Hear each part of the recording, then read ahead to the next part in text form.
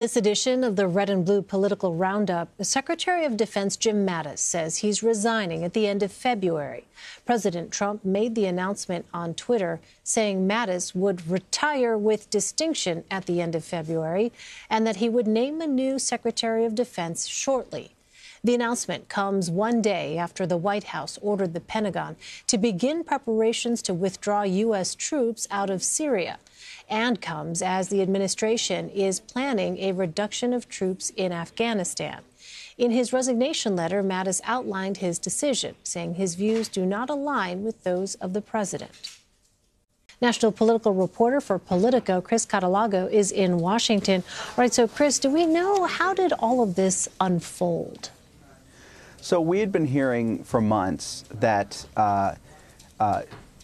Mattis's departure was imminent. Now, this still came as a big surprise to people, as most of these things do, when Donald Trump tweeted it. We've since learned that there was a meeting at the White House between Mattis and President Trump, and specifically Mattis raised this issue of Syria, as well as some others, and sort of talked to him about reconsidering it. And we know that that is not something that the president is apt to do on many decisions, and certainly not this one.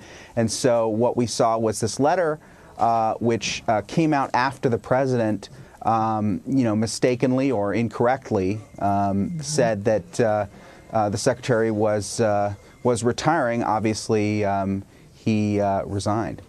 So I want to play some of what President Trump told 60 Minutes' Leslie Stahl earlier this year when asked about the relationship between him and Jim Mattis.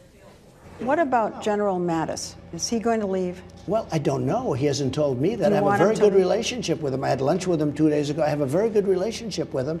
It could be that he is. I think he's sort of a Democrat, if you want to know the truth. But General Mattis is a good guy. We get along very well. He may leave. I mean, at some point, everybody leaves. Everybody. People leave. That's Washington. All right, so Chris, give us a sense. What was the actual relationship between Jim Mattis and the president like? The president really liked and respected Mattis early on. Mattis was one of the most frequent visitors with the president, shared a lot of meals with him, and I think the president really respected him.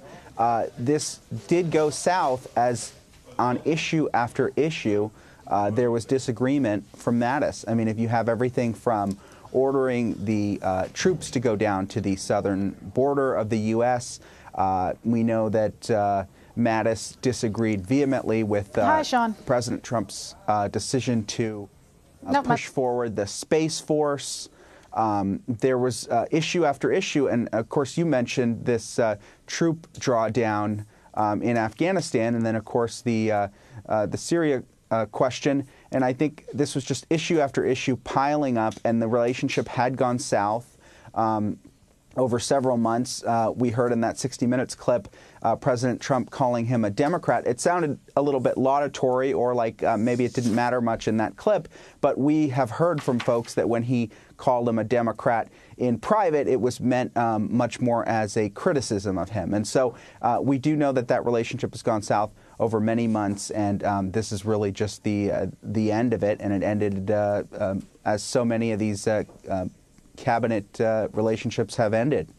Yeah, very publicly and with a tweet. Yeah, exactly. South Carolina Senator Lindsey Graham had this to say earlier Thursday before Jim Mattis resigned about the president going against the advice of his military officials with respect to withdrawing troops from Syria. Let's listen to that. This decision, I believe, has been made by the president, not with sound military advice against it. I think his entire national security team has expressed concerns about withdrawing now.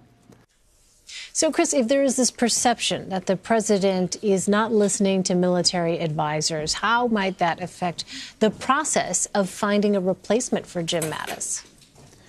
Well, it'll affect it in a whole number of ways, and the question is who wants to take this job. Right. We have heard a couple names floated out there, primarily Senator Tom Cotton's name has come out very quickly.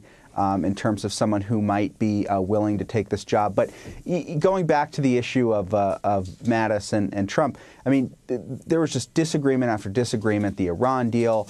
And so the question is going to be, are you going to have someone sort of in the mold of Trump's new chief of staff, Mick Mulvaney, who has been telling reporters that he's going to sort of let Trump be Trump and not stand in the way as much. And so if that is the call, then there might be more folks out there who would be willing to do this job. If it is someone who is going to sort of fulfill the full nature of the job and offer their advice, including when they disagree, then I think it's going to be tougher for the president to find someone, and this is just another opening that we've seen in this cabinet come up. Yeah, I mean, that's a key question. What mold is this person going to be in? So, meantime, Chris, the House is voting on a bill tonight that will avoid a government shutdown and fund the president's border wall. The Senate passed a bill last night that did not have funding for the wall. Is there enough time, realistically, for the House, the Senate, and the White House to work out a compromise here? I think that really remains to be seen, but we're starting to hear from people and have been hearing all day sort of an exasperation. We've already heard from the White House tonight that the president will stay back from his planned departure for Mar-a-Lago, which was supposed to be tomorrow afternoon, if this shutdown is not averted and a deal is not reached. And so we know how much the president would not like to hang back and would like to get going for his vacation. We've seen a lot of pressure being exerted by the House Democrats tonight, including using this Mattis resignation and the sort of what it might mean for the country to try to put pressure on the president and on Republicans to get this deal done. So just for people who are trying to keep score at home, last week, the president said he would be proud to shut down the government over the issue of border security. Then earlier this week, the White House said it did not want to shut down the government. Now the president says he won't sign a government funding bill unless it includes border wall funding. So why the back and forth here, the mixed messaging from the president and the White House?